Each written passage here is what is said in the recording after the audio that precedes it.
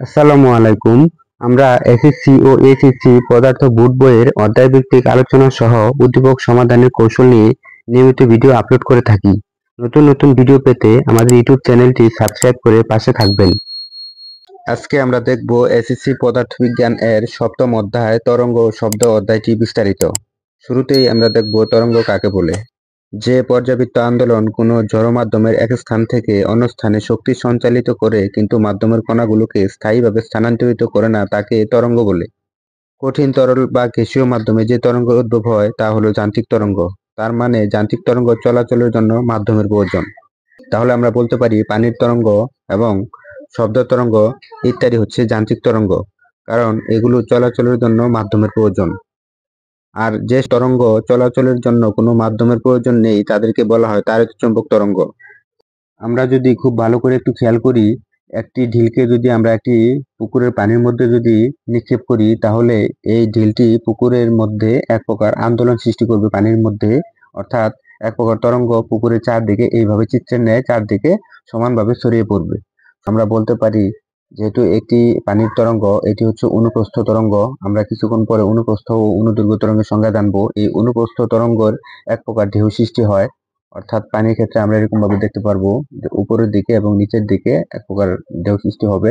সুতরাং যেহেতু এক্ষেত্রে একটি ঢেউ সৃষ্টি হয় তাহলে আমরা বলতে পারি যে এই ঢেউয়ের এক্ষেত্রে যে একটি কণা রয়েছে এই কণাটি উপর দিকে যাবে, আবার এই কণাটি উপর দিকে যাবে এবং এই কণাটি উপর দিকে যাবে, কিন্তু কথা হচ্ছে এই কণাগুলোর সবচেয়ে বেশি যে উপর দিকে যাবে এই মধ্যের কণাটি সবচেয়ে বেশি উপর দিকে যাবে, অর্থাৎ প্রতিটি কণার সরণ কিন্তু সমান নয়। কিছুক্ষণ পরে তারা এই একই স্থান থেকে জাস্ট তারা শুধু নিচের দিকে আসবে, তখন এখানে আমাদের এরকম একটা তরঙ্গ খাঁজ তৈরি হবে এবং এখানে এখানে আবার তরঙ্গ ঢেউ তৈরি হবে, আবার এক্ষেত্রে আমাদের তরঙ্গ খাঁজ তৈরি হবে। অর্থাৎ এই একই কণা একই জায়গা থেকে উপর দিকে উঠবে এবং একই জায়গা থেকে নিচের দিকে নামবে। সুতরাং দেখা যাচ্ছে যে কণাগুলো একই স্থান থেকে শুধু উপরের দিকে এবং শুধু নিচের দিকে চলাচল করতেছে, কিন্তু এর ভিতর দিয়ে এক প্রকার শক্তি সঞ্চালিত হচ্ছে, অর্থাৎ এই অক্ষ বরাবর এক প্রকার শক্তি সঞ্চালিত হচ্ছে।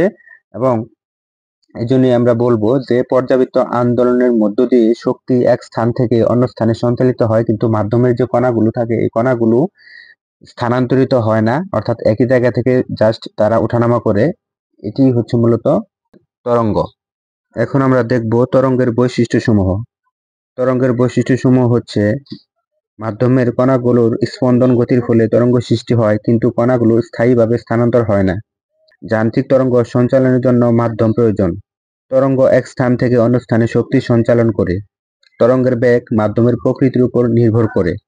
তরঙ্গের প্রতিফলন, প্রতিসরণ ও উপরিপাতন ঘটে। তরঙ্গের বৈশিষ্ট্য থেকে আমরা দেখতে পাচ্ছি যে এটি একটি যদি তরঙ্গ হয়ে থাকে, এই তরঙ্গের এক নম্বর বৈশিষ্ট্যের মধ্যে ছিল মাধ্যমের কণাগুলো এর শুধু স্পন্দন হবে, স্পন্দন গতির ফলে তরঙ্গ সৃষ্টি হবে, কিন্তু শক্তি সামনের দিকে অগ্রসর হবে, অর্থাৎ এই কণাগুলো স্থায়ীভাবে স্থানান্তরিত হবে না, একই জায়গা থেকে জাস্ট শুধু ওঠানামা করবে। এবং দুই নম্বর বৈশিষ্ট্যের মধ্যে আমরা যেটা দেখেছি, যান্ত্রিক তরঙ্গ সঞ্চালনের জন্য মাধ্যমের প্রয়োজন।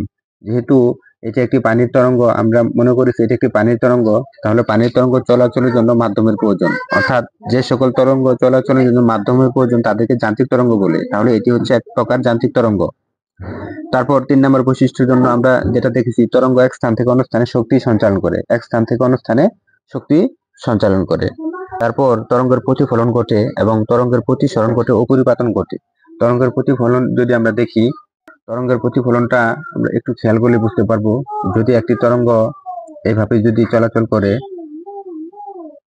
এভাবে যদি আসে, এক্ষেত্রে একটি যদি প্রতিফলক থাকে, এখানে যদি একটি প্রতিফলক থাকে তাহলে এই তরঙ্গটি অগ্রসর হয়েছে এইভাবে এবং এখান থেকে প্রতিফলিত হবে তার উল্টো ভাবে, অর্থাৎ এইভাবে সে প্রতিফলিত হবে, এইভাবে সে প্রতিফলিত হয়ে আবার পুনরায় এসে ফেরত আসবে, অর্থাৎ যাওয়ার সময় সে এইভাবে গিয়েছে এবং আসার সময় সে এইভাবে আসবে। এক্ষেত্রে তরঙ্গ শীর্ষ তৈরি হয়েছে, এক্ষেত্রে তৈরি হবে তরঙ্গ খাস, অর্থাৎ তরঙ্গটি এইভাবে সে বিপরীত দিকে চলে আসবে। সুতরাং আমরা বলতে পারি যে তরঙ্গের প্রতিফলন ঘটে এবং প্রতিসরণ ঘটে। তরঙ্গ এক মাধ্যম থেকে অন্য মাধ্যমে যাওয়ার সময় তরঙ্গের প্রতিসরণ ঘটবে এবং তরঙ্গের উপরিপাতন ঘটে। অর্থাৎ দুটি তরঙ্গ যখন একে অপরের সাথে মিলিত হবে তখন আমরা বলবো তরঙ্গের উপরিপাতন। এক্ষেত্রে এটি হচ্ছে তরঙ্গের উপরিপাতন, কারণ একটি তরঙ্গ এদিক বরাবর যদি আসে এবং অন্য একটি তরঙ্গ যদি একই সাথে এদিক বরাবর আসে তাহলে এটি হবে তরঙ্গের উপরিপাতন। এখন আমরা দেখব তরঙ্গের প্রকারভেদ। তরঙ্গ দুই প্রকার, এক অনুপ্রস্থ তরঙ্গ ও দুই অনুদৈর্ঘ্য তরঙ্গ বা দ্বিকল তরঙ্গ বা লম্বিক তরঙ্গ। অনুপ্রস্থ তরঙ্গ বা আর তরঙ্গ এর সংজ্ঞাটি যদি আমরা দেখি, যে তরঙ্গ কম্পনের দিকের সাথে লম্বভাবে অগ্রসর হয় তাকে অনুপ্রস্থ তরঙ্গ বলে। পানির তরঙ্গ, আলোক তরঙ্গ, তাপ তরঙ্গ ও বেতার তরঙ্গ হচ্ছে অনুপ্রস্থ তরঙ্গের উদাহরণ। অনুপ্রস্থ তরঙ্গের মধ্যে আমরা দেখতে পাচ্ছি যে এই ক্ষেত্রে অনেকগুলো কণা উপর দিকে উঠতেছে, তবে ম্যাক্সিমাম যেটা স্মরণ হয়েছে এই মাঝখানের কণাটির ম্যাক্সিমাম স্মরণ হয়েছে, অর্থাৎ এটি সবচেয়ে বেশি উপর দিকে উঠেছে। তাহলে যখন কণাগুলো উপর দিকে উঠেছে এটা একটু কম, এটা একটু বেশি, এটা আরো বেশি, তখন একটি তরঙ্গ শীর্ষের তৈরি করেছে এবং ঠিক একই সময়ে এই জায়গার কণাগুলো নিচের দিকে এসেছে। আসার জন্য যে আমাদের একটি তরঙ্গ সৃষ্টি হয়েছে, তাহলে এই কণাগুলো কিন্তু এখানে আসে নাই, একই কণাগুলো উপর থেকে নিচের দিকে আমাদের স্পন্দিত হচ্ছে বা কম্পিত হচ্ছে। এখন এই কণাটি যেহেতু উপর থেকে নিচের দিকে কম্পিত হচ্ছে তাহলে শক্তি সঞ্চালিত হচ্ছে এইদিকে, তাহলে আমরা বলতে পারি কণা সঞ্চালনের দিকের সাথে শক্তি লম্বভাবে অগ্রসর হচ্ছে, অর্থাৎ 90 ডিগ্রি কোণ এক্ষেত্রে উৎপন্ন করেছে। আমরা যদি একটু দেখি যে এই কোণটি হচ্ছে আমাদের 90 ডিগ্রি, কণাটি হচ্ছে এদিক বরাবর উপর দিকে, কণাটি এদিক বরাবর উপর দিকে এবং এদিক বরাবর নিচের দিকে সে স্পন্দিত হচ্ছে, কিন্তু শক্তি সঞ্চালিত হচ্ছে এদিক বরাবর। শক্তি যেহেতু এদিক বরাবর সঞ্চালিত হচ্ছে তাহলে আমরা বলতে পারি এর মধ্যবর্তী কোণ হচ্ছে 90 ডিগ্রি। এই জন্য আমরা সংজ্ঞার মধ্যে বলেছি যে তরঙ্গ মাধ্যমের কণাগুলো কম্পনের দিকের সাথে সমকোণে অগ্রসর হয়, অর্থাৎ এই যে 90 ডিগ্রি কোণে অগ্রসর হয়, তখন অনুপ্রস্থ তরঙ্গ বা আর তরঙ্গ।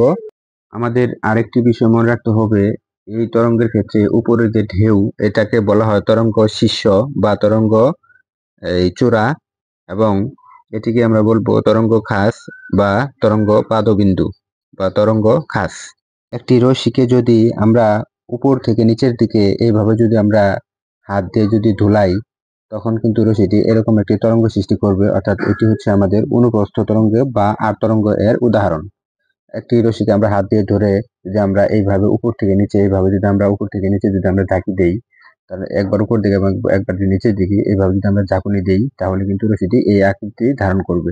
সুতরাং এটি হচ্ছে আমাদের অনুপ্রস্থ তরঙ্গ বা আর তরঙ্গ, কারণ আমরা জানি যে অনুপ্রস্থ তরঙ্গের মাধ্যমের কণাগুলো উপর থেকে নিচের দিকে আসা যাওয়া করবে, শক্তি ডান দিকে সঞ্চালিত হবে।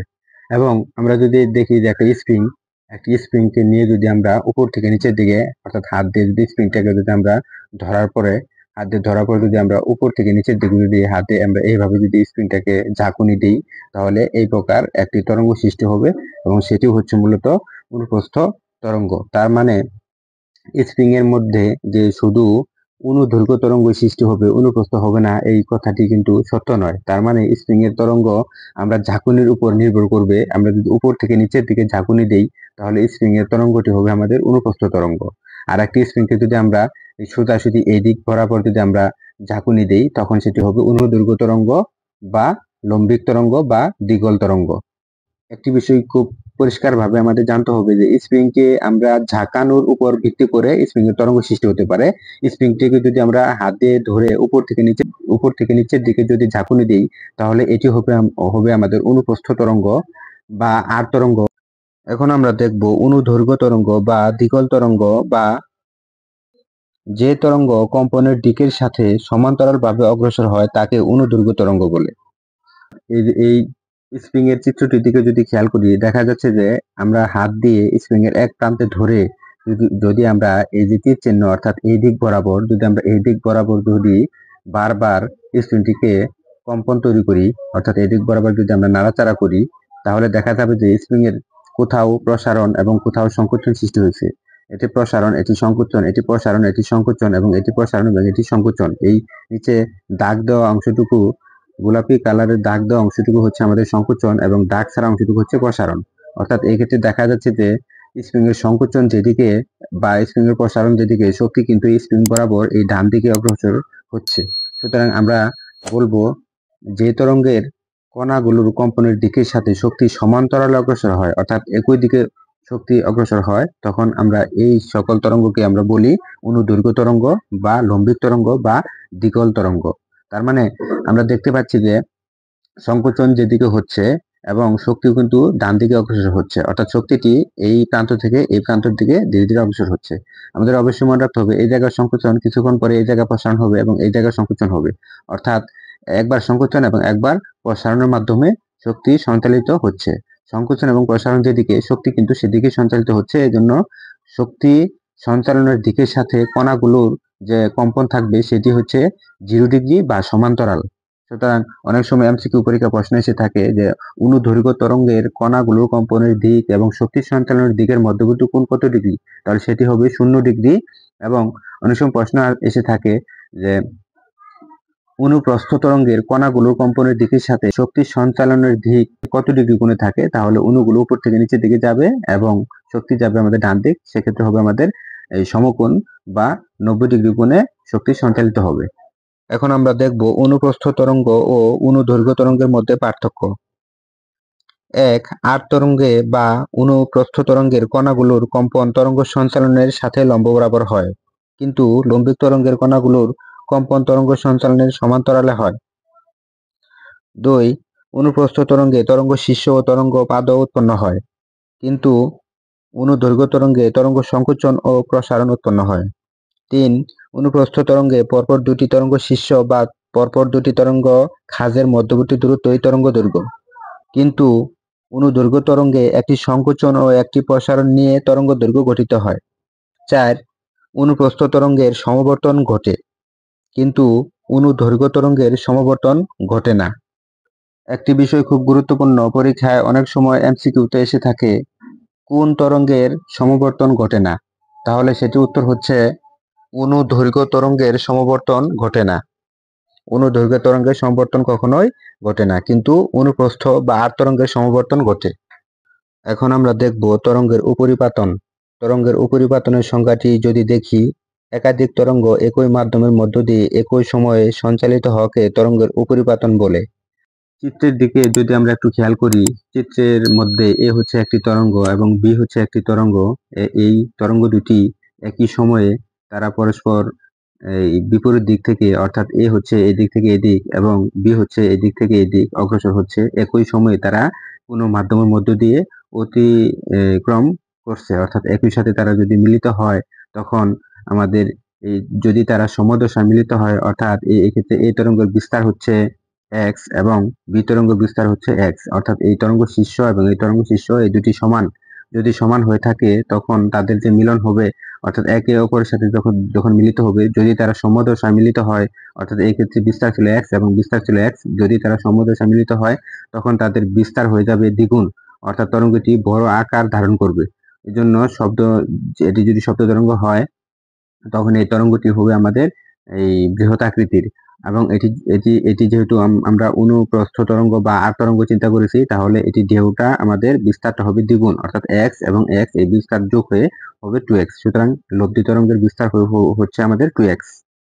ঠিক একইভাবে এই দুটি তরঙ্গ বা অন্য দুটি তরঙ্গ যদি বিপরীত দিক থেকে আসে তাহলে তখন এই যেরকম হবে সে বিষয়টা আমরা যদি একটু খেয়াল করি, দুটি তরঙ্গ সি এবং ডি, এই দুটি তরঙ্গ পরস্পর বিপরীত দিক থেকে আসতেছে।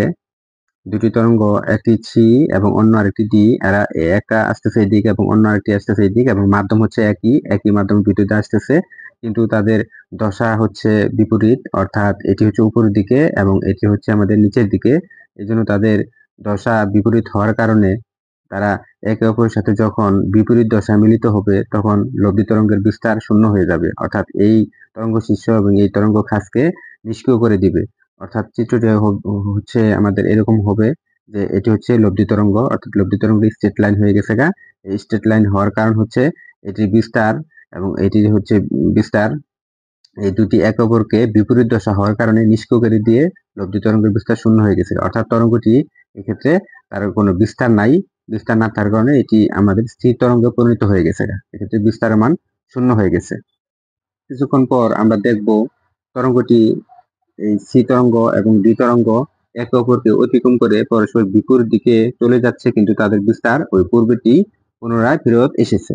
সুতরাং আমরা খুব সহজেই বলতে পারবো, যদি দুটি তরঙ্গ যখন সমদশায় মিলিত হবে, অর্থাৎ একই রকম মিলিত হয়, তখন তাদের বিস্তার দ্বিগুণ হয়। আর যখন বিপরীত দশায় মিলিত হবে, তখন তাদের বিস্তার, লব্ধি তরঙ্গের বিস্তার শূন্য হয়ে যায়। কিন্তু এই কিছুক্ষণ পরে যখন তারা একে অপরকে অতিক্রম করে অন্য জায়গায় চলে যায়, তখন কিন্তু তাদের বিস্তার, পূর্বের বিস্তারটুকু পুনরায় বহাল থাকে। এই বিষয়টি আমাদের মনে রাখতে হবে।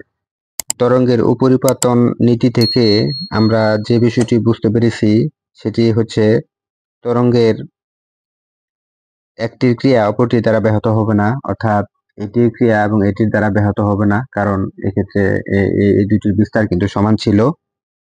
সাময়িক সময়ের জন্য সেটি বিস্তার শূন্য ছিল, কিন্তু পরবর্তীতে তাদের বিস্তার কিন্তু ঠিকই রয়েছে। এজন্য একটির ক্রিয়া অপরটির দ্বারা ব্যাহত হবে না, এটি আমাদের বুঝতে হবে। এবং কণাটির লব্ধি সরণ, অর্থাৎ আমরা কিছুক্ষণ আগে যে চিত্রটা দেখেছিলাম যে কণাটির লব্ধি সরণ, যে ক্ষেত্রে কণাটির লব্ধি সরণ হচ্ছে 2x। এক্ষেত্রে পৃথক পৃথক যে আমাদের তরঙ্গটি ছিল, পৃথক পৃথক তরঙ্গে কণাটির যে সরণ, এই সরণের সমষ্টি কিন্তু হচ্ছে আমাদের 2x। সুতরাং আমরা এক্ষেত্রে বলতে পারি যে লব্ধি তরঙ্গের সরণ y সমান আমরা বলতে পারি y1 প্লাস y2, অর্থাৎ দুটি তরঙ্গের পৃথক পৃথক যে সরণ ছিল, সে পৃথক পৃথক সরণ মিলিয়ে হচ্ছে আমাদের 2x। অর্থাৎ লব্ধি তরঙ্গের বিস্তার হবে পৃথক পৃথক তরঙ্গের বিস্তারের এই সমষ্টির বা যোগফলের সমান। এখন আমরা দেখব তরঙ্গ সংশ্লিষ্ট রাশিগুলোর সংজ্ঞাগুলো। সংজ্ঞাগুলোর মধ্যে রয়েছে পূর্ণ স্পন্দন, পর্যায়কাল, কম্পাঙ্ক, বিস্তার, দশা ও তরঙ্গ দৈর্ঘ্য এবং তরঙ্গ বেগ। শুরুতেই আমরা দেখব পূর্ণ স্পন্দনের সংজ্ঞাটি। তরঙ্গের উপরস্থ কোনো কণা একটি নির্দিষ্ট বিন্দু থেকে যাত্রা শুরু করে আবার একই দিক থেকে সেই বিন্দুতে ফিরে এলে তাকে পূর্ণ স্পন্দন বলে। পূর্ণ স্পন্দনের সংজ্ঞাটি আমরা একটি চিত্রের মাধ্যমে একটু দেখব। মনে করি এখানে একটি কণা রয়েছে, এই কণাটির তরঙ্গের উপরস্থ কোনো কণা। তাহলে তরঙ্গের উপরস্থ কোনো কণা তার সাম্যাবস্থা থেকে, এটি ছিল তার সাম্যাবস্থা থেকে যে কোনো একদিকে যাত্রা আরম্ভ করে, অর্থাৎ উপরের দিকে অথবা নিচের দিকে, আমরা ধরলাম যে উপরের দিকে যাত্রা আরম্ভ করে পুনরায় একই দিক থেকে যদি সে বিন্দুতে ফিরে আসে, তার মানে এই কণাটি আগে উপর দিকে গেল, তারপর আবার নিচের দিকে আসবে, আসার পরে এখানে সে দাঁড়াবে না, এখানে না দাঁড়িয়ে সে নিচের দিকে চলে আসলো, আসার পরে সে আবার পুনরায় একই দিক থেকে, এখান থেকে আসার পরে সে একই দিক থেকে, অর্থাৎ এই দিক থেকে গিয়ে সে আবার পুনরায় একই জায়গাতে বসলো। এক্ষেত্রে এটাকে আমরা বললো পূর্ণ স্পন্দন বা পূর্ণ কম্পন। তার মানে সংজ্ঞাটি যদি আমরা এইভাবে বলি যে তরঙ্গের উপরস্থ কোনো কণা, তার মানে এই কণাটি তরঙ্গের উপরস্থ কোনো কণা তার সাম্যাবস্থা থেকে, মানে এই জায়গা থেকে যে কোনো একদিকে যাত্রা আরম্ভ করে, মানে উপরের দিকে যাত্রা আরম্ভ করে পুনরায় একই দিক থেকে, তার মানে উপর থেকে চলে এসে নিচে আসবে, নিচে আসার পরে একই দিকে, অর্থাৎ এই উপরের দিকেই যাবে। সে শুরুতে উপর দিকে গিয়েছিল এবং শেষেও কিন্তু উপর দিকেই যাবে। উপর দিকে গিয়ে যদি পুনরায় ওই একই স্থানে ফিরে আসে, তখন তাকে আমরা বলি পূর্ণ স্পন্দন বা পূর্ণ কম্পন। তার মানে সংজ্ঞাটি যদি আমি আবারও ক্লিয়ার করে বলি, তরঙ্গের উপরস্থ কোনো কণা একটি নির্দিষ্ট বিন্দু থেকে যাত্রা শুরু করে আবার একই দিক থেকে, মানে এই একই দিক থেকে যদি সে পূর্বের বিন্দুতে ফিরে আসে, তাহলে তাকে পূর্ণ স্পন্দন বলা হয়। তার মানে আমরা এটিকে দিয়ে যদি আমরা একটি এই গ্রাফ যদি অঙ্কন করি, তার মানে আমরা একটু ভালো করে একটু খেয়াল করি যে কণাটি যখন এখান থেকে সে উপরের দিকে গেল, তখন যাওয়ার জন্য কিন্তু আমাদের এতটুকু গ্রাফ অঙ্কন হয়ে গেছে। এবং সে যখন এখান থেকে সে নিচের দিকে যখন আসলো, এই বিন্দুতে যখন আসলো, তখন এই বিন্দুতে আসার জন্য তখন কিন্তু আমাদের এই যে নিচেরটুকু এতটুকু আসলো সে। আবার যখন সে নিচের দিকে চলে আসার জন্য, এই বিন্দুতে আসার জন্য, এই বিন্দুতে আসার জন্য, তখন কিন্তু গ্রাফের এই অংশটুকু হবে। আবার যখন সে উপর দিকে আবার গিয়ে একই দিক থেকে, অর্থাৎ এই একই দিকে গিয়ে যখন সে এখানে গিয়ে যখন বসলো, একই দিকে গিয়ে সে এখানে বসলো, তখন বসার জন্য হচ্ছে আমাদের এইটা। তার সুতরাং আমরা দেখলাম কণাটি শুধু উপর দিকে গিয়ে আবার নিচের দিকে আসে, আবার সে উপর দিকে গিয়ে যদি সে এই বিন্দুতে এসে থাকে, তখন একটি পূর্ণ স্পন্দন তৈরি হয়। এই পূর্ণ স্পন্দন তৈরি হলে একটি পূর্ণ কম্পন বা পূর্ণ স্পন্দনের গ্রাফটি এরকম হয়। সুতরাং একটি কণা যখন উপর থেকে গিয়ে সে আবার পুনরায় এখান থেকে আসবে, ততক্ষণে কিন্তু শক্তি আমাদের এতটুকু দূরত্ব পর্যন্ত অগ্রসর হয়ে যাবে। সুতরাং এটিও কিন্তু হচ্ছে একটি পূর্ণ স্পন্দন বা পূর্ণ কম্পন। এইভাবে আমরা যে কোনো চিত্র দেখেই বলতে পারবো যে চিত্রের মধ্যে কতগুলো পূর্ণকম্পন রয়েছে, ওই কণাটির কতগুলো পূর্ণকম্পন রয়েছে। আমরা যদি একটু খেয়াল করি যে আমরা এক্ষেত্রে যদি মনে করি যে এক্ষেত্রে পূর্ণকম্পন কতগুলো রয়েছে, যদি আমরা মনে করি পূর্ণকম্পন কতগুলো রয়েছে, তাহলে এই পর্যন্ত চিত্রটি সঠিক সুন্দরভাবে অঙ্কন করে নিলাম। এই পর্যন্ত হচ্ছে একটি, এবং এই পর্যন্ত একটি, এবং এই পর্যন্ত হচ্ছে একটি, দুটি, এবং এই পর্যন্ত একটি, তিনটি, এবং এই পর্যন্ত একটি, চারটি, এই যে পাঁচটি, এবং এক্ষেত্রে 5.5টি। আমরা যদি আর একটু বর্ধিত করি তাহলে এক্ষেত্রে হবে আমাদের 6টি। অর্থাৎ এক্ষেত্রে পূর্ণকম্পন হয়েছে তরঙ্গটির 6টি, কারণ একটি তরঙ্গ শীর্ষ এবং একটি তরঙ্গ খাস মিলেই একটি পূর্ণ কম্পন তৈরি হয়। আশা করি পূর্ণকম্পন বা পূর্ণ স্পন্দন এই বিষয়টি আমাদের আর বোঝার কোনো সমস্যা থাকবে না। আমরা যদি একটি সুরশলাকা চিন্তা করি, তার মানে সুরশলাকাটা হচ্ছে যেখানে আমাদের শব্দ সৃষ্টি হয় এই যন্ত্রের মাধ্যমে, এটিকে বলা হয় সুরশলাকা। এই সুরশলাকার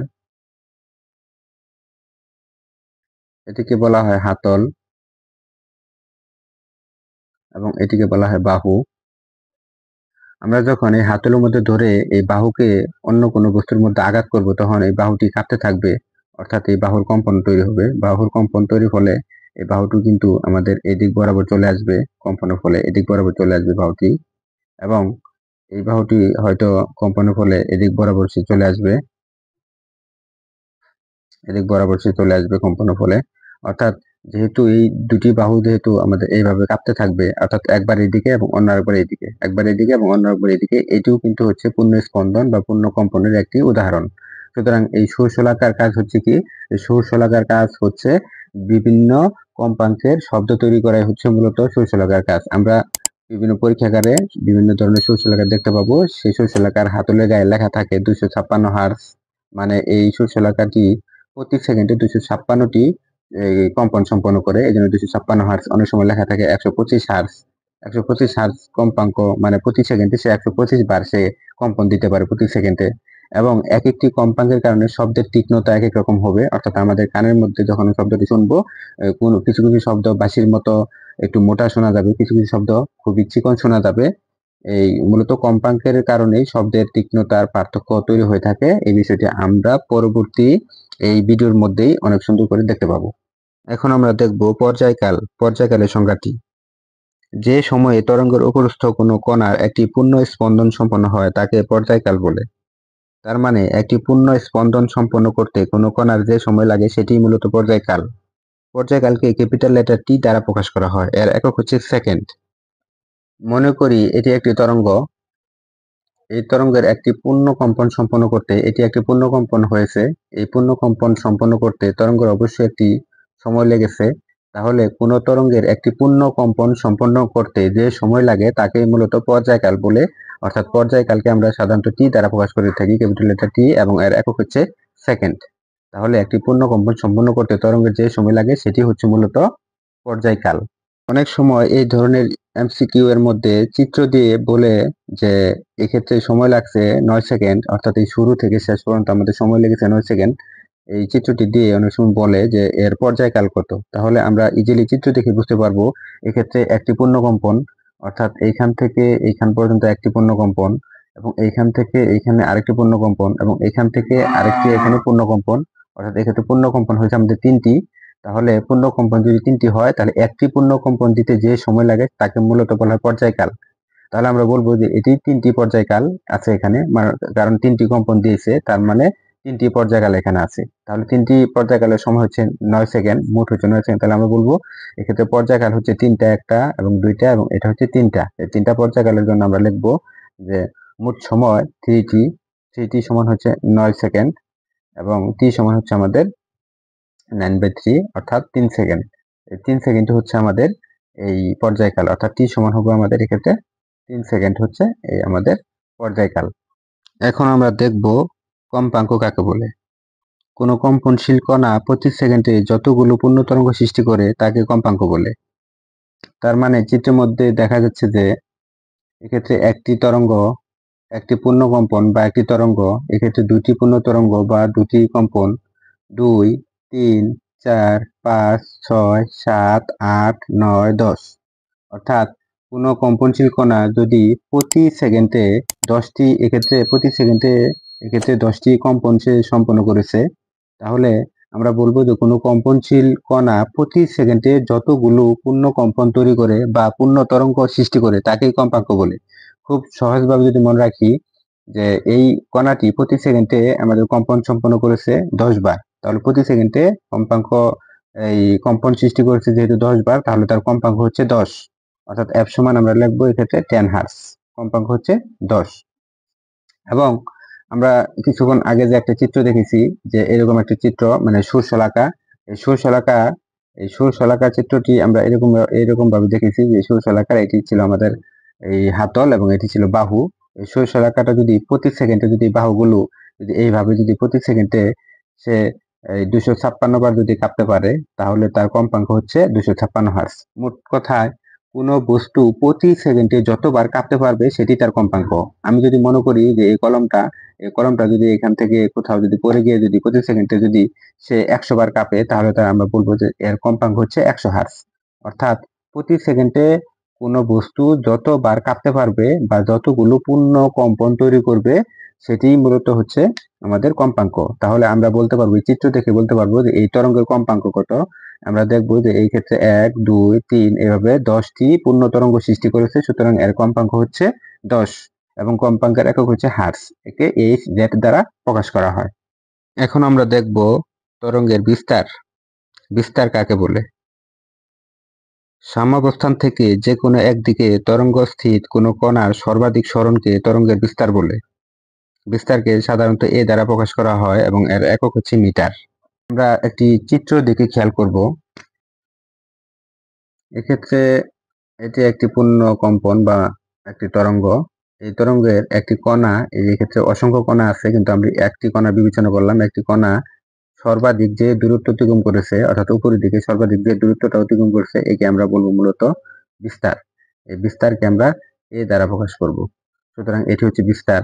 তার মানে একটি কণা এই তার সাম্যাবস্থান থেকে সর্বাধিক যে দূরত্ব অতিক্রম করবে মানে যে কোনো একদিকে, তাহলে এটি হচ্ছে মূলত বিস্তার। তাহলে এটিকে আমরা এ দ্বারা প্রকাশ করব।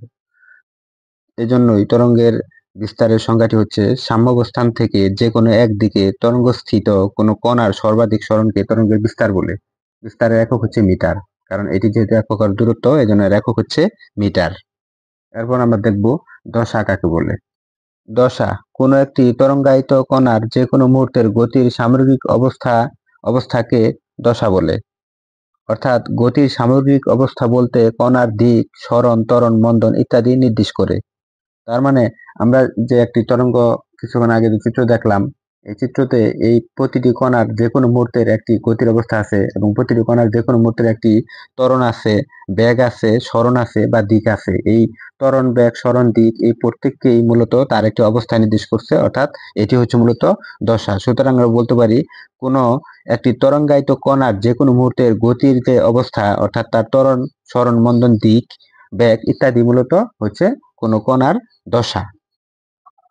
আমাদের একটি বিষয় মনে রাখতে হবে, এ বিন্দু এবং এক্ষেত্রে এটা ছিল বি বিন্দু এবং এটা যদি সি বিন্দু হয় এবং এটা যদি ডি বিন্দু হয় তাহলে এ বি এবং সি ও ডি এই বিন্দুগুলো হচ্ছে সমদশা সম্পন্ন বিন্দু। এবং আমাদের অবশ্যই মনে রাখতে হবে এই উপরের চূড়া এবং এই চূড়া এই বিন্দুগুলো হচ্ছে আমাদের সমদশা সম্পন্ন এবং এই বিন্দুগুলো হচ্ছে সমদশা সম্পন্ন। ঠিক একইভাবে এই নিম্নবিন্দু অর্থাৎ তরঙ্গ খাস এবং এই নিম্নবিন্দু এবং এই নিম্নবিন্দু এই বিন্দুগুলো কিন্তু আমাদের অবশ্যই সমদশা সম্পন্ন। অর্থাৎ এটা যদি আমরা নাম দেই এফ জি, এই বিন্দুগুলো হচ্ছে সমদশা সম্পন্ন এবং এ প্রাইম, বি প্রাইম এবং সি প্রাইম এই বিন্দুগুলো কিন্তু সমদশা সম্পন্ন বিন্দু হবে। আমাদের আরেকটি বিষয় খুব ভালো করে জানা দরকার, সে বিষয়টি হচ্ছে 360 ডিগ্রি কোণ পর আমাদের সমদশা সম্পন্ন বিন্দুগুলো আসে। এক্ষেত্রে এ বিন্দু থেকে এ প্রাইম বিন্দু থেকে বি প্রাইম বিন্দু পর্যন্ত কোণ হচ্ছে 360 ডিগ্রি, আবার এ বিন্দু থেকে বি বিন্দু পর্যন্ত কোণ হচ্ছে 360 ডিগ্রি। এটা হচ্ছে 180 ডিগ্রি এবং এটা হচ্ছে 180 ডিগ্রি। তার মানে এটা হচ্ছে 180 ডিগ্রি এবং এটা হচ্ছে আমাদের 180 ডিগ্রি। এ থেকে বি বিন্দু পর্যন্ত হচ্ছে 360 ডিগ্রি। 360 ডিগ্রি পর আমাদের সমদশা বিন্দুগুলো এসে থাকে। এখন আমরা দেখব তরঙ্গ দৈর্ঘ্য কাকে বলে। তরঙ্গের উপরস্থ কোনো কণার একটি পূর্ণ কম্পনে যে সময় লাগে সেই সময় তরঙ্গ যতটুকু দূরত্ব অতিক্রম করে তাকে তরঙ্গ দৈর্ঘ্য বলে। তার মানে একটি পূর্ণ কম্পন দিতে তরঙ্গের যে সময় লাগে সে সময়ে তরঙ্গ যে দূরত্ব অতিক্রম করে তাকে তরঙ্গ দৈর্ঘ্য বলে। চিত্রের মধ্যে দেখা যাচ্ছে যে একটি পূর্ণ কম্পন দিতে তরঙ্গের যে সময় লাগে ওই সময় তরঙ্গ যতটুকু দূরত্ব অতিক্রম করে, তার মানে এই আমাদের তরঙ্গ দূরত্ব অতিক্রম করছে এ থেকে বি বিন্দু পর্যন্ত, এই দূরত্বকে বলবো আমরা মূলত তরঙ্গ দৈর্ঘ্য। তার মানে তরঙ্গ দৈর্ঘ্য হচ্ছে এ থেকে আমাদের এই বি বিন্দু পর্যন্ত যে দূরত্ব, এই দূরত্বটাকে আমরা বলবো তরঙ্গ দৈর্ঘ্য। একে ল্যামডা দ্বারা প্রকাশ করি যদি আমরা, তাহলে তরঙ্গ দৈর্ঘ্য ল্যামডা সমান হচ্ছে আমাদের এতটুকু। অর্থাৎ একটি পূর্ণ কম্পন দিতে তরঙ্গ যে দূরত্ব এরকম করে সেটি মূলত তরঙ্গ দৈর্ঘ্য। অথবা আমরা বলতে পারি যে পরপর দুটি তরঙ্গ শীর্ষ, অর্থাৎ এই বি প্রাইম এবং সি প্রাইম, এই পরপর দুটি তরঙ্গ শীর্ষ এর মধ্যবর্তী যে দূরত্ব এটিও কিন্তু তরঙ্গ দৈর্ঘ্য, তার মানে এটি হচ্ছে তরঙ্গ দৈর্ঘ্য। অথবা পরপর দুটি তরঙ্গ খাস, এটা এবং এই বিন্দু পর্যন্ত পরপর দুটি তরঙ্গ খাদের মধ্যবর্তী যে দূরত্ব এটিও কিন্তু আমাদের তরঙ্গ দৈর্ঘ্য। তার মানে আমরা তরঙ্গ দৈর্ঘ্যকে এইভাবে বলতে পারি যে পরপর দুটি তরঙ্গ শীর্ষ এর মধ্যবর্তী দূরত্বকে তরঙ্গ দৈর্ঘ্য বলে, অথবা পরপর দুটি তরঙ্গ খাস এর মধ্যবর্তী দূরত্বকেও তরঙ্গ দৈর্ঘ্য বলে, অথবা একটি পূর্ণ কম্পন দিতে তরঙ্গের যে সময় লাগে ওই সময় তরঙ্গ যতটুকু দূরত্ব অতিক্রম করে তাকে আমরা বলি তরঙ্গ দৈর্ঘ্য। এই তরঙ্গ দৈর্ঘ্যের একক হচ্ছে মিটার। এখন আমরা দেখব তরঙ্গ বেগ কাকে বলে। নির্দিষ্ট দিকে তরঙ্গ 1 সেকেন্ডে যে দূরত্ব অতিক্রম করে তাকে তরঙ্গ বেগ বলে। অর্থাৎ একক সময়ে তরঙ্গ যে দূরত্ব অতিক্রম করে তাকে তরঙ্গ বেগ বলে। এখন আমরা দেখব কম্পাঙ্ক ও পর্যায়কালের মধ্যে সম্পর্ক। মনে করি টি সময়ে স্পন্দন সংখ্যা একটি। কোন তরঙ্গের টি সময়ে স্পন্দন সংখ্যা একটি, এটা আমরা মনে করি যে টি সময়ে স্পন্দন সংখ্যা একটি।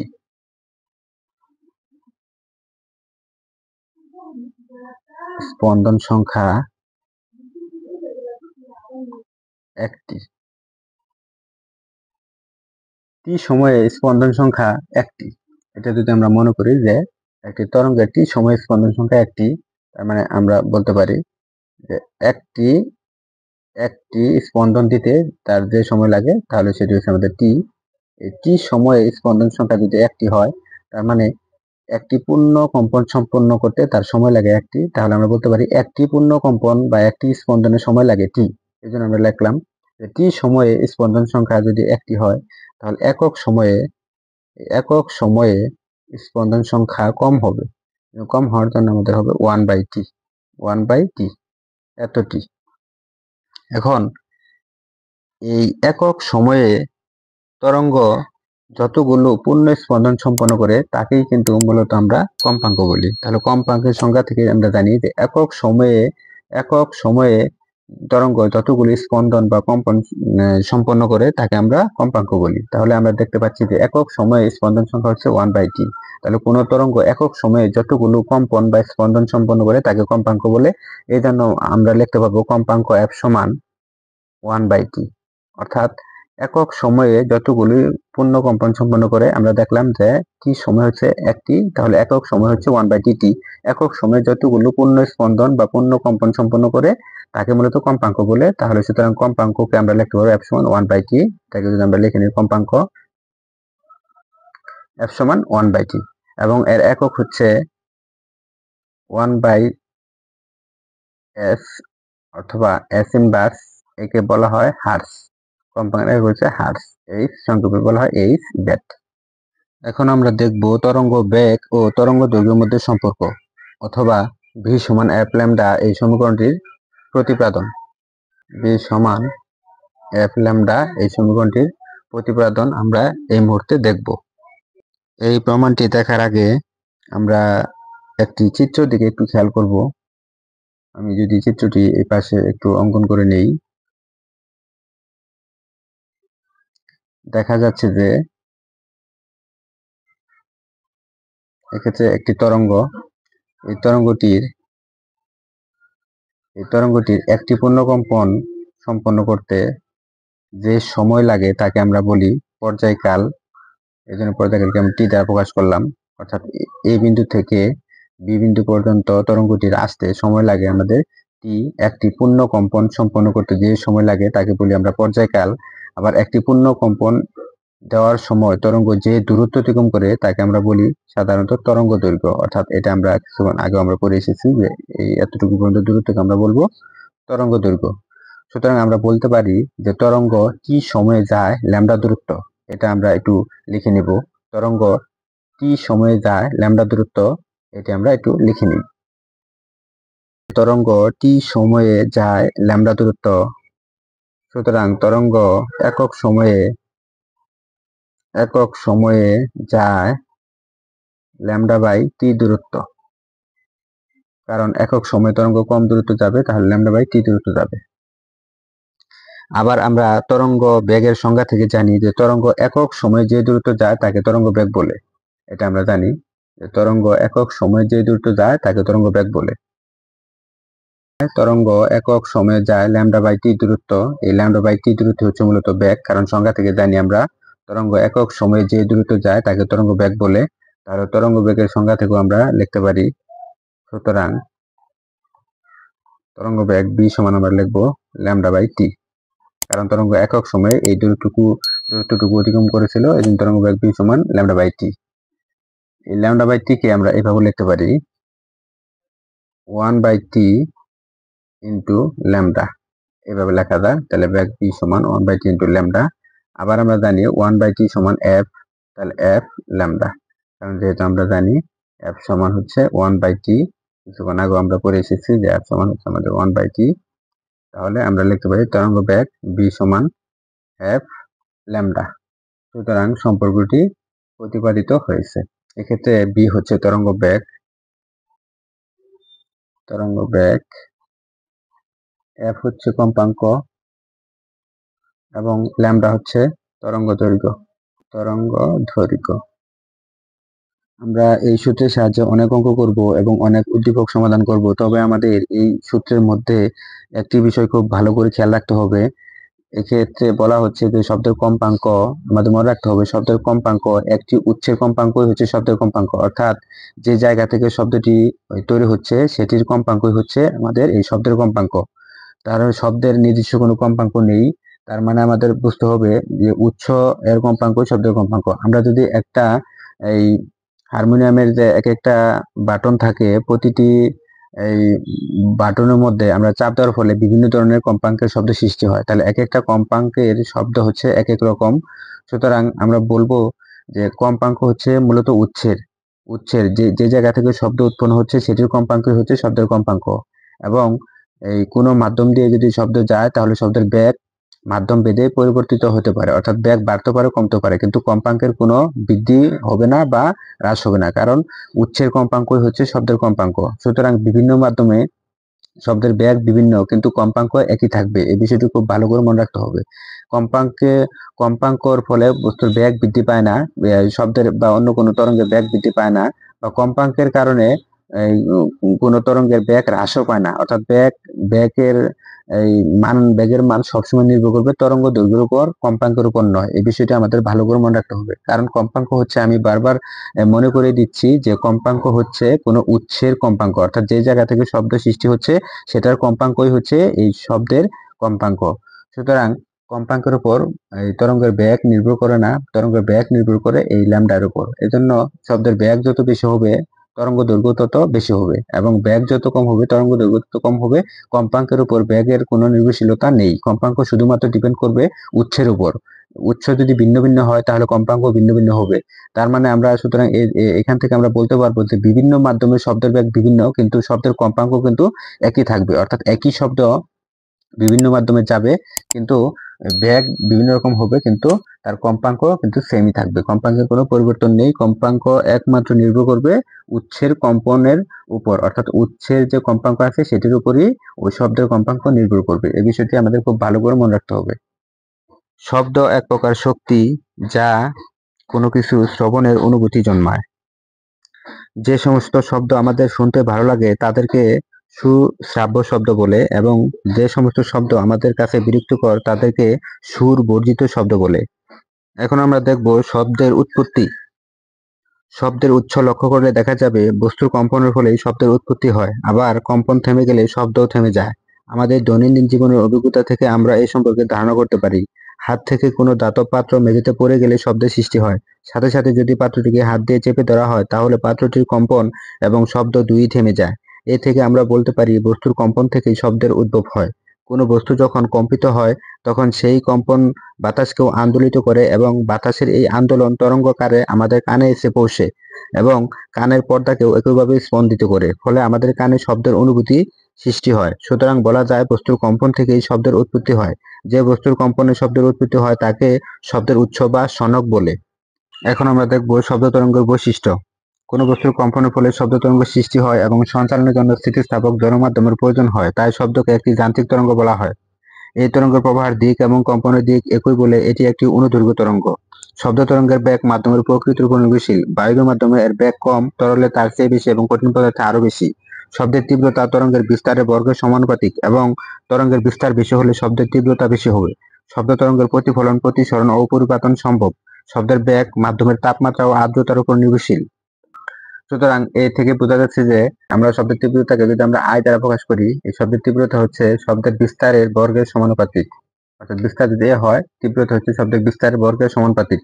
এবং মাধ্যমের যদি পরিবর্তন হয় তাহলে শব্দের বেগও বৃদ্ধি পায়। মাধ্যম যত ঘন হবে শব্দের বেগ তত বেশি। এজন্য মাধ্যম যদি বায়বীয় হয় তাহলে শব্দের বেগ কম, এবং মাধ্যম যদি আমাদের এই কঠিন হয় তাহলে শব্দের বেগ বেশি হবে এবং শব্দের প্রতিফলন ঘটে, অর্থাৎ শব্দ এক জায়গা থেকে অন্য জায়গার সময় ফেরত আসতে পারবে। শব্দ একদিকে যাওয়ার ফলে এখান থেকে কোনো প্রতিবন্ধক বাধা থাকলে আবার সে বিপরীত দিকে ফিরে আসবে। শব্দের প্রতিফলন হবে এবং শব্দের প্রতিসরণ হয় এবং শব্দের উপরিপাতনও ঘটে, অর্থাৎ একটি শব্দের উপর আরেকটি শব্দ পড়তে পারে।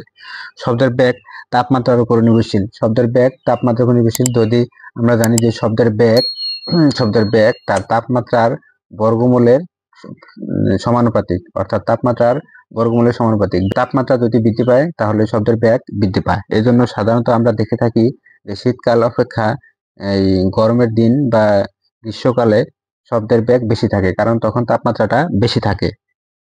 এছাড়া আর্দ্রতার উপর নির্ভরশীল। আর্দ্রতা যত বেশি হবে ততই এই বাতাসের শব্দের বেগ বেশি হবে। আর্দ্রতা যত কম হবে শব্দের বেগ তত কম হবে। সুতরাং এইগুলি হচ্ছে আমাদের এই শব্দ তরঙ্গের সাধারণত বৈশিষ্ট্য। তবে আমাদের অবশ্যই মনে রাখতে হবে যে শব্দ তীব্রতার বিস্তার যদি দ্বিগুণ হয়, শব্দের বিস্তার যদি দ্বিগুণ হয় তাহলে তীব্রতা হবে আমাদের 4 গুণ। বিস্তার যদি 3 গুণ হয় তাহলে তীব্রতা হবে আমাদের 9 গুণ। কারণ হচ্ছে বিস্তারের বর্গের সমানুপাতিক তীব্রতা। আমাদের আরেকটি বিষয় মনে রাখতে হবে, পরীক্ষা অনেক সময় এসে থাকে যে মেয়েদের কণ্ঠস্বর চিকন এবং ছেলেদের বা পুরুষের কণ্ঠস্বর মোটা কেন, সেটি ব্যাখ্যা করো। এই ধরনের প্রশ্ন অনেক সময় এসে থাকে। আমাদের মনে রাখতে হবে মেয়েদের গলার ভিতরে যে ভোকাল কর্ড নামক এক প্রকার স্বরতন্ত্রী আছে, এই স্বরতন্ত্রীটা হচ্ছে ধীরে কম হওয়ার কারণে সেটির কম্পাঙ্ক বেশি থাকে, এবং কম্পাঙ্ক যত বেশি হবে শব্দের এই তীক্ষ্ণতা তত বেশি হবে। অর্থাৎ মেয়েদের গলার কণ্ঠস্বরের কম্পাঙ্ক, মেয়েদের আমি অ্যাপ দ্বারা প্রকাশ করলাম ফিমেল, মেয়েদের কণ্ঠস্বর হচ্ছে ছেলেদের কণ্ঠস্বরের স্বরতন্ত্রী এর কম্পাঙ্ক অর্থাৎ অ্যাপ মেল, তাদের কম্পাঙ্কের তুলনায় অনেক বেশি থাকার কারণে তাদের কণ্ঠস্বর চিকন হবে, অর্থাৎ কণ্ঠস্বর হবে চিকন এবং তীক্ষ্ণতা বেশি হবে। এবং ছেলেদের গলার স্বরতন্ত্রী এর কম্পাঙ্ক মেয়েদের গলার স্বরতন্ত্রী এর কম্পাঙ্কর চাইতে কম, এবং কম হওয়ার কারণে তাদের গলার কণ্ঠস্বর মোটা হবে। তাহলে এ থেকে বোঝা গেছে যে কম্পাঙ্ক যত বেশি হবে শব্দের তীক্ষ্ণতা তত বেশি হবে, এবং কম্পাঙ্ক যত কম হবে শব্দ তত মোটা হবে এবং এই শব্দের তীক্ষ্ণতা তত কম হবে। একটি বিষয় আমাদের খুব ভালো করে মনে রাখা দরকার যে শব্দের তীক্ষ্ণতা বা শব্দের কম্পাঙ্ক যদি বেড়ে যায় তাহলে শব্দের বেগ কিন্তু বাড়বে না। আমরা বারবার এই জিনিসটি ভুল করি যে কম্পাঙ্ক বেড়ে গেলে বেগ বাড়ে কিনা। আসলে কম্পাঙ্ক বেড়ে গেলে বেগ বাড়ে না। কোনো শব্দের কম্পাঙ্ক ধরলাম আমরা এফ, এই কম্পাঙ্ক আছে 100 হার্জ। কম্পাঙ্ক যদি 100 হার্জ থেকে থাকে, এই কম্পাঙ্কের জন্য শব্দের যদি একটা বেগ থেকে থাকে এবং এই কম্পাঙ্ক যদি বৃদ্ধি করে দিই তাহলে শব্দের বেগ বাড়বেও না কমবেও না। কিন্তু কম্পাঙ্কের এই বৃদ্ধির জন্য শব্দের বেগ যেহেতু নির্ভর করে না, তাহলে শব্দের বেগ বেড়ে গেলেও তাহলে কি বাড়ার জন্য বেড়ে, সেক্ষেত্রে হবে আমাদের তরঙ্গ দৈর্ঘ্য। অর্থাৎ শব্দের বেগ যদি মাধ্যমের কারণে শব্দের বেগ বেড়ে যেতে পারে, কিন্তু কম্পাঙ্ক যা ছিল তাই থাকবে। কম্পাঙ্ক কখনো পরিবর্তন হয় না, কারণ উৎসের কম্পাঙ্ক বা শব্দের একটি নির্দিষ্ট পরিমাণ কম্পাঙ্ক থাকে। এই বিষয়টি ভালো করে মনে রাখতে হবে। আরেকটি বিষয় আমরা মনে করি, যদি কম্পাঙ্ক বাড়ার ফলে শব্দের বেগ বেড়েই যেত তাহলে একজন এই মেয়ে মানুষ বা আরেকজন ছেলে মানুষ যখন তারা চিৎকার করবে বা ডাকাডাকি করবে, তখন যেহেতু এর কম্পাঙ্ক বেশি সেহেতু এর শব্দের বেগ বেশি হবে এবং সেই শব্দটা আমরা আগে শুনতাম। এবং এর যেহেতু কম্পাঙ্ক কম এবং এই কম্পাঙ্ক কম থাকার কারণে তার শব্দটার বেগ কম হতো এবং তার শব্দটা আমরা পরে শুনতাম, কিন্তু বিষয়টা কিন্তু এরকম হয় না। আমরা দুজন মানুষ যদি একই সাথে যদি চিৎকার করে বা একই সাথে ডাক দেয়, দুটি শব্দ কিন্তু আমরা একই সাথে শুনতে পাই। সুতরাং এ থেকে স্পষ্ট বোঝা যাচ্ছে যে কম্পাঙ্ক বেশি হলেই শব্দের বেগ বেশি হবে না, বা কম্পাঙ্ক কম হলেই শব্দের বেগ কম হবে না। একজন ফিমেল এবং একজন মেল যদি একই সাথে চিৎকার করে বা শব্দ করে, এই শব্দটি অন্য কোনো ব্যক্তি ঠিক একই সাথে কিন্তু শুনবে। এই ফিমেলের এই কম্পাঙ্ক বেশি বলে তার শব্দের বেগ বেশি হবে এবং সে আগে শুনবে, বিষয়টা এরকম হবে না। সুতরাং শব্দের বেগ কম্পাঙ্কের উপর নির্ভর করে না, শব্দের বেগ নির্ভর করে শুধু মাধ্যমের উপর। এই বিষয়টি খুব ভালো করে আমাদের মনে রাখতে হবে। এখন আমরা দেখব শ্রাব্যতার সীমা বা শ্রাব্যতার পাল্লা। আমরা জানি বস্তুর কম্পন ছাড়া শব্দ উৎপন্ন হয় না। যদি কোনো বস্তু প্রতি সেকেন্ডে কম্পনকে 20 বার কাঁপে, তবে সেই বস্তু থেকে উৎপন্ন শব্দ আমরা শুনতে পাবো। এভাবে আবার কম্পন যদি প্রতি সেকেন্ডে 20,000 বার এর বেশি হয়, তাহলে শব্দ শোনা যাবে না। সুতরাং আমাদের কানে যে শব্দ শোনা যায় তার কম্পাঙ্কের সীমা হচ্ছে 20 হার্জ থেকে 20,000 হার্জ। কম্পাঙ্কের এই পাল্লাকে শ্রাব্যতার পাল্লা বলে। আবার কম্পাঙ্কের উপর ভিত্তি করে শব্দ দুই প্রকার, একটি হচ্ছে শব্দের তর এবং অন্যটি হচ্ছে শব্দোত্তর। শব্দের তর কম্পনের সংজ্ঞাটি যদি আমরা দেখি, যে সকল শব্দের কম্পাঙ্ক 20 হার্জ এর চাইতে কম তাদেরকে শব্দেতর কম্পন বলে বা ইনফ্রাসনিক কম্পন বলে। আবার যে সকল শব্দের কম্পাঙ্ক 20,000 হার্জের বেশি তাদেরকে শব্দোত্তর বা আল্ট্রাসনিক কম্পন বলে। শব্দোত্তর কম্পাঙ্কের শব্দ মানুষ শুনতে না পেলেও বাদুড়, কুকুর, মৌমাছি ইত্যাদি কিছু প্রাণী এই সকল শব্দ উৎপন্ন করতে পারে, আবার শুনতেও পারে। ভূমিকম্পের সময় যে কম্পাঙ্কের শব্দ সৃষ্টি হয় সেটি মূলত হচ্ছে শব্দেতর কম্পন। শব্দেতর কম্পন হাতি শুনতে পায়। এখন আমরা দেখব শব্দোত্তর শব্দের ব্যবহার। সমুদ্রের গভীরতা নির্ণয়ের জন্য সোনার নামক যন্ত্র ব্যবহৃত হয়। সোনার এর পুরো নাম হচ্ছে সাউন্ড নেভিগেশন অ্যান্ড রেঞ্জিং। এই যন্ত্রে শব্দোত্তর কম্পাঙ্কের শব্দ প্রেরণ ও গ্রহণের ব্যবস্থা আছে। সুতরাং এই যন্ত্রের সাহায্যে সমুদ্রের গভীরতা নির্ণয় করা হয় শব্দোত্তর তরঙ্গ বা শব্দোত্তর শব্দ ব্যবহার করে। আজকাল আধুনিক ওয়াশিং মেশিন ব্যবহার করি কাপড় পরিষ্কার করার জন্য। এই কাপড়ের মধ্যে গুঁড়ো সাবান এবং পানি মিশিয়ে আমরা তার মধ্যে শব্দোত্তর কম্পনের শব্দ ব্যবহার করি এবং এই শব্দোত্তর কম্পনের শব্দের ফলেই এই কাপড় থেকে ময়লাগুলো পরিষ্কার হয়ে আসে। এরপর রোগ নির্ণয়ের ক্ষেত্রেও আমরা শব্দোত্তর তরঙ্গ ব্যবহার করি। আমরা যে আল্ট্রাসনোগ্রাফি ব্যবহার করি সেটি মূলত শব্দোত্তর তরঙ্গের মাধ্যমেই তৈরি করা হয়ে থাকে। এর ফলে বিভিন্ন রোগ আমাদের শরীরের মধ্যে বাসা বাঁধলে সেটি খুব সহজেই ধরা পড়ে। তারপর আমরা শব্দোত্তর তরঙ্গের আরেকটি ব্যবহার যদি দেখি, আমরা দাঁতের স্কেলিং বা পাথর তোলার জন্য শব্দোত্তর কম্পনের শব্দ ব্যবহার করি এবং কিডনির ছোট ছোট পাথর ভেঙে গুঁড়ো করার ক্ষেত্রেও শব্দোত্তর তরঙ্গের ব্যবহার রয়েছে। এছাড়া আরো অসংখ্য শব্দোত্তর তরঙ্গের ব্যবহার রয়েছে, যেমন ধাতবপিণ্ড বা পাতে সূক্ষ্মতম ফাটল অনুসন্ধানে, সূক্ষ্ম ইলেকট্রনিক যন্ত্রপাতি পরিষ্কার করার কাজে, ক্ষতিকর রোগ জীবাণু ধ্বংসের কাজেও শব্দোত্তর কম্পনের শব্দ ব্যবহৃত হয়। এখন আমরা দেখব সুরযুক্ত শব্দের বৈশিষ্ট্য। সুরযুক্ত শব্দের বৈশিষ্ট্য হচ্ছে তিনটি। 1 নাম্বার শব্দের তীব্রতা, 2 নাম্বার শব্দের তীক্ষ্ণতা, 3 নাম্বার শব্দের গুণ বা জাতি। শুরুতে আমরা দেখব শব্দের তীব্রতা এর সংজ্ঞাটি। তীব্রতা হচ্ছে শব্দ সঞ্চালনের পথে লম্বভাবে অবস্থিত একক ক্ষেত্রফলের মধ্য দিয়ে প্রতি সেকেন্ডে প্রবাহিত শব্দ শক্তি। আমরা জানি শব্দ কোনো উৎস থেকে চারদিকে সমানভাবে ছড়িয়ে পড়ে, অর্থাৎ এরকম ভাবে চারদিকে শব্দ তরঙ্গ চারদিকে সমানভাবে ছড়িয়ে পড়ে। যেহেতু এটি দেখতে গোলাকার, তাহলে আমরা এটি যদি একটি গোলক চিন্তা করি, তাহলে এই গোলকের ক্ষেত্রফল হচ্ছে 4πr², অর্থাৎ এটি হচ্ছে গোলকের ক্ষেত্রফল। এখন শব্দের তীব্রতার সংজ্ঞা থেকে আমরা বলতে পারি, শব্দের তীব্রতার সংজ্ঞা থেকে আমরা বলতে পারি I সমান P/A, অর্থাৎ প্রতি একক ক্ষেত্রফলে যে পরিমাণ শব্দ শক্তি আপতিত হবে বা নির্গত হবে সেটি মূলত হচ্ছে শব্দের তীব্রতা। কিছুক্ষণ আগে আমরা সংজ্ঞা থেকে জেনেছি যে I সমান P/A। এক্ষেত্রে P হচ্ছে প্রতি সেকেন্ডে শব্দ শক্তি এবং A হচ্ছে ক্ষেত্রফল। তাহলে প্রতি একক ক্ষেত্রফলে শব্দ শক্তির পরিমাণ হচ্ছে P। তাহলে সুতরাং তীব্রতা I সমান বলতে পারি P/A। শক্তি বা প্রতি একক সময় শক্তি যেহেতু সেটি মূলত হচ্ছে ক্ষমতা, এই জন্য এর একক হচ্ছে ওয়াট এবং ক্ষেত্রফল একক হচ্ছে বর্গমিটার।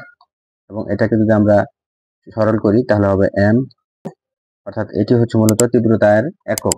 তীব্রতার এককটি আমরা যদি আরেকটু সরল করি WM-2, তাহলে এটাকে লেখা যায় ডব্লিউ হচ্ছে ওয়াট, ওয়াটকে লিখতে পারি আমরা জুল পার সেকেন্ড, এবং এখানে ছিল মিটার/2। অনেক সময় নিচের কোনটি তীব্রতার একক এই প্রশ্নটি এসে থাকে, তাহলে তীব্রতার একক এটিও সঠিক এবং এটিও কিন্তু সঠিক, কারণ এক্ষেত্রে এই ওয়াটকে ভেঙে আমরা পেয়েছি joule per second. Joule per second ওয়াটকে ভেঙেই পাওয়া হয়েছে। আমাদের শব্দের তীব্রতা সম্পর্কে আরেকটু বিষয় জানতে হবে। শব্দের তীব্রতা সম্পর্কে আরেকটা গুরুত্বপূর্ণ বিষয় জানতে হবে। শব্দের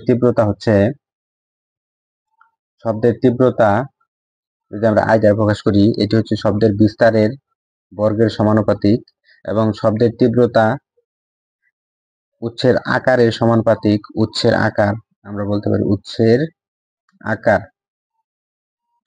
আকার উৎস যত বড় হবে শব্দের তীব্রতা তত বেশি হবে। উৎসের আকার শব্দের তীব্রতা এর সাথে উৎসের আকার সমানুপাতিক, এবং বলতে পারবো যে শব্দের তীব্রতা উৎসের দূরত্বের বর্গের ব্যস্তানুপাতিক, অর্থাৎ দূরত্ব যত বাড়বে ততই শব্দের তীব্রতা আমাদের কমতে থাকবে।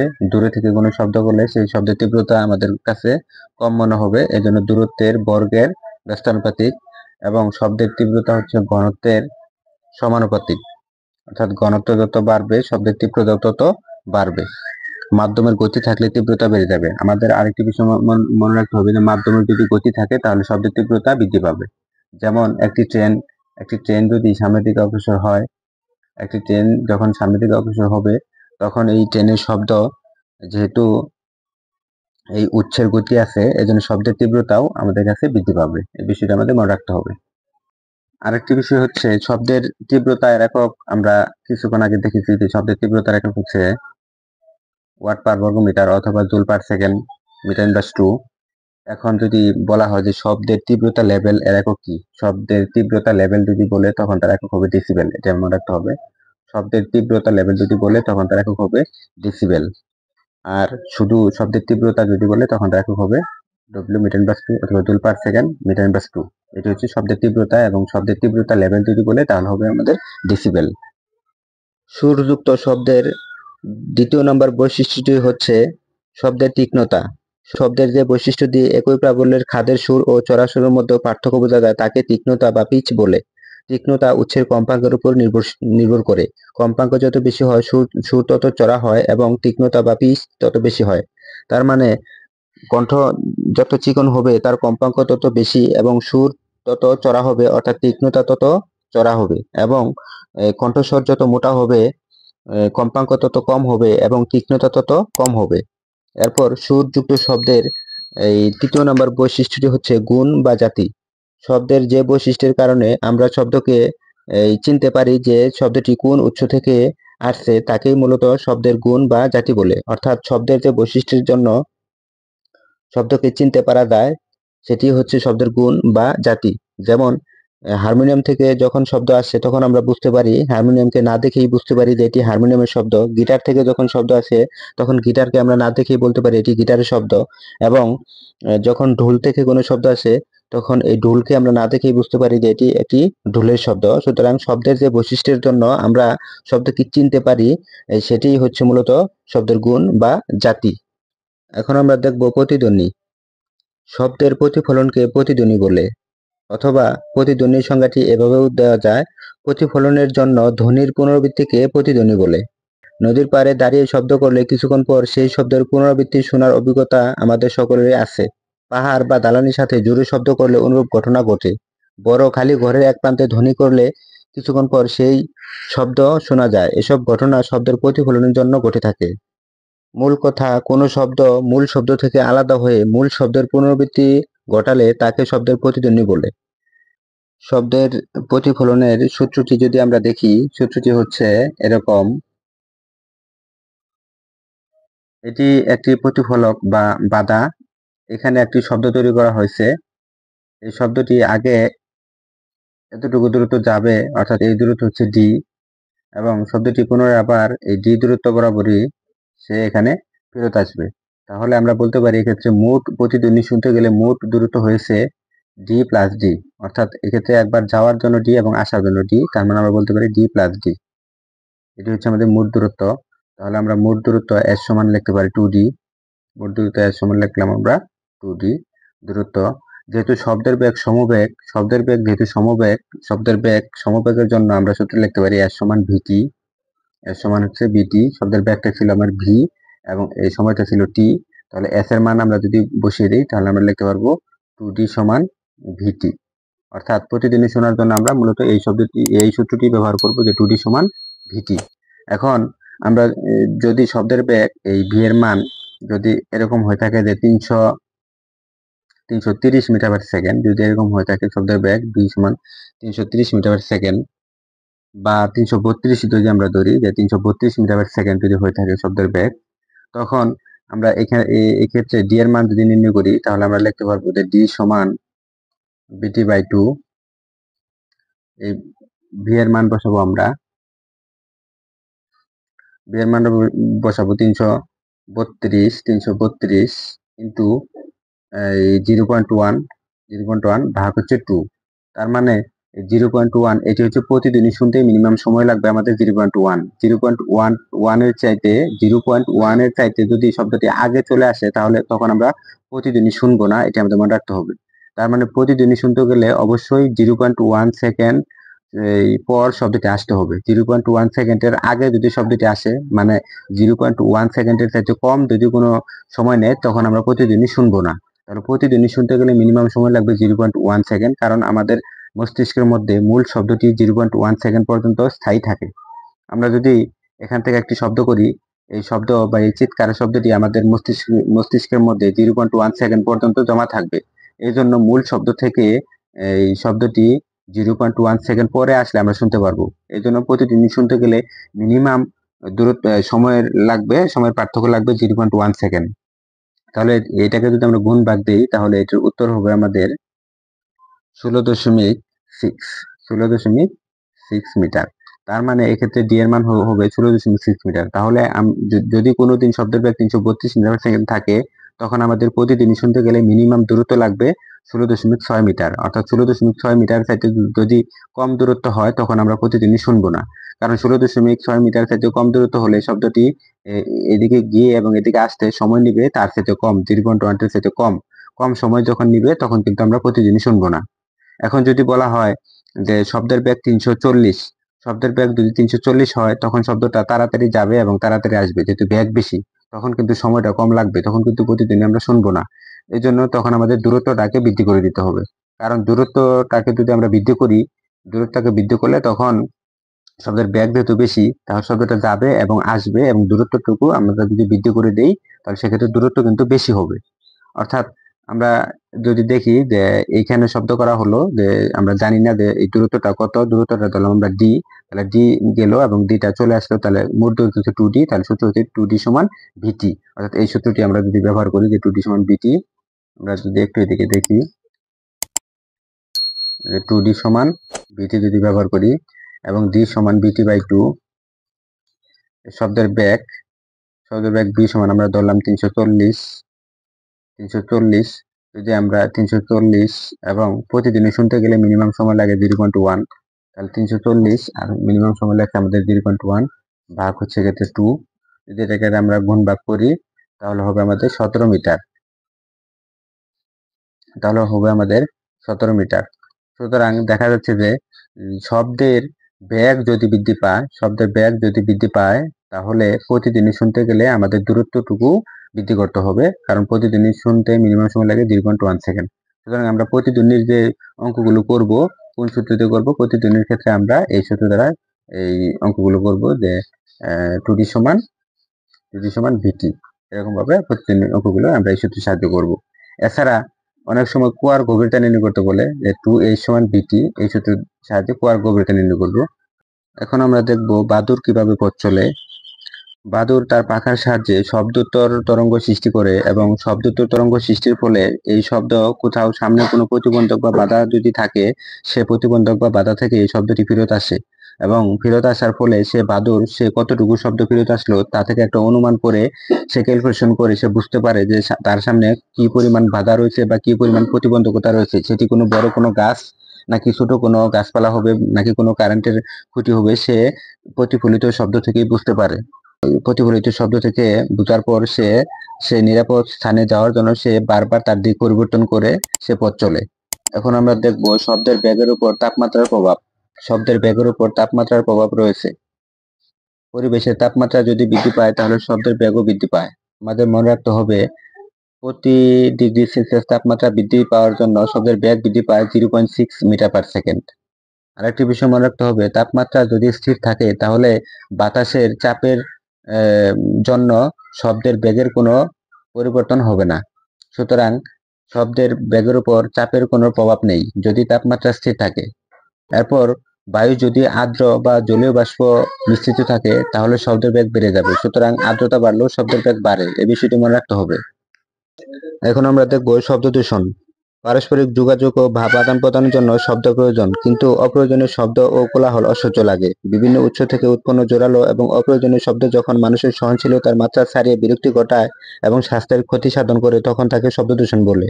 মাইকের অবাধ ব্যবহার, ঢোলের শব্দ, বোমাবাজি, পটকা ফোটানোর আওয়াজ, কলকারখানার শব্দ, গাড়ি হর্নের আওয়াজ, উঁচু ভলিউমে চালিত টেপ রেকর্ডার ও টেলিভিশন শব্দ, পুরনো গাড়ির ইঞ্জিনের শব্দ, উড়োজাহাজ ও যুদ্ধ বিমানের তীব্র শব্দ প্রভৃতি শব্দ দূষণের প্রধান কারণ। অবিরাম তীব্র শব্দ মানসিক উত্তেজনা বাড়ায় এবং মেজাজ খিটখিটে করে। শব্দ দূষণে বমি বমি ভাব, ক্ষুধামন্দা, রক্তচাপ বৃদ্ধি, হৃৎপিণ্ড ও মস্তিষ্কের জটিল রোগ, অনিদ্রাজনিত অসুস্থতা, ক্লান্তি ও অবসাদগ্রস্ত হয়ে পড়া, কর্মদক্ষতা হ্রাস, স্মৃতিশক্তি, মাথা ঘোরা প্রভৃতি ক্ষতিকারক প্রভাব সৃষ্টি করে। হঠাৎ তীব্র শব্দ মানুষের শ্রবণ শক্তি নষ্ট করতে পারে। শব্দ দূষণের হাত থেকে বাঁচার উপায় হলো শব্দ কমানো। যে কোনো উৎসব বা অনুষ্ঠানে উচ্চস্বরে মাইক বাজানো থেকে বিরত থাকতে হবে। উৎসবে পটকা বাজি ফোটানো নিষিদ্ধ করতে হবে। গাড়ি হর্ন অযথা বাজানো এবং জোরে বাজানো পরিহার করা উচিত। কম শব্দ উৎপাদনকারী ইঞ্জিন বা যন্ত্রপাতি তৈরি এবং লোকালয় থেকে দূরে কলকারখানা ও বিমানবন্দর স্থাপন করে আমরা শব্দ দূষণের হাত থেকে রেহাই পেতে পারি। এখন আমরা দেখব তরঙ্গ ও শব্দ অধ্যায়ের গুরুত্বপূর্ণ কিছু সূত্রাবলী। এই সূত্রাবলীগুলো আমি কিছুক্ষণ আগেই আলোচনার মাধ্যমে এগুলো পেয়েছি। 1 নম্বর সূত্র যদি দেখি, 1 নম্বর সূত্র আমরা লিখব T সমান 1/f এবং 2 নম্বর সূত্র যদি আমরা দেখি T সমান 2π√L/g, অর্থাৎ একটি সরল দোলকের পর্যায়কাল T সমান 2π√L/g। এটি আমরা দ্বিতীয় অধ্যায়ের আলোচনা করেছি, সূত্রটির প্রমাণ আছে সেখানে। 3 নম্বর ছিল B সমান f ল্যামডা। 4 নম্বর 2D সমান BT।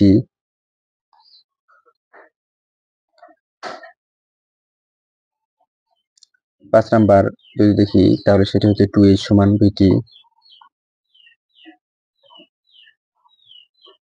6 নাম্বার সূত্রটি যদি দেখি আমরা জানি B2/B1 সমান রুট T2/T1, অর্থাৎ যখন বায়ুর তাপমাত্রা 0 ডিগ্রি তখন শব্দের বেগ ছিল B1, যখন বায়ুর তাপমাত্রা 0 ডিগ্রি না অন্য কোনো তাপমাত্রা তখন শব্দের বেগ বেড়ে যাবে, তখন হবে B2। এই সূত্র থেকে আমরা তাপমাত্রা দেওয়া থাকলে শব্দের বেগ বের করব। তারপর S সমান BT, অর্থাৎ এই কয়েকটি সূত্র দিয়ে আমাদের এই অধ্যায়ের অঙ্কগুলো। তবে আমাদের আরেকটি বিষয় খুব ভালো করে মনে রাখতে হবে, আমাদের উদ্দীপকের সময় এই বিষয়টি আমাদের লাগে। আমরা অবশ্যই এটি ভালো করে মনে রাখবো। যদি দুটি শব্দের কম্পাঙ্ক F1 আরেকটি কম্পাঙ্ক যদি এরকম হয় F2, কম্পাঙ্ক একটি বড় আর অন্য একটি ছোট যখন হবে, যার কম্পাঙ্ক হচ্ছে বড় তার তরঙ্গ দৈর্ঘ্য হবে ছোট, অর্থাৎ λ1 λ2। λ1 এক্ষেত্রে হবে ছোট এবং λ2 হবে বড়। যার কম্পাঙ্ক বড় হবে তার তরঙ্গ দৈর্ঘ্য ছোট হয়, এটা আমাদের মনে রাখতে হবে। এই জন্য কোনো অঙ্কের মধ্যে যখন দেওয়া থাকবে কম্পাঙ্ক, একটা বেশি কম্পাঙ্ক দেওয়া থাকবে, একটা এই কম কম্পাঙ্ক দেওয়া থাকবে, তখন আমাদের বুঝতে হবে যার কম্পাঙ্ক বেশি তার তরঙ্গ দৈর্ঘ্য ছোট হবে এবং যার কম্পাঙ্ক কম তার তরঙ্গ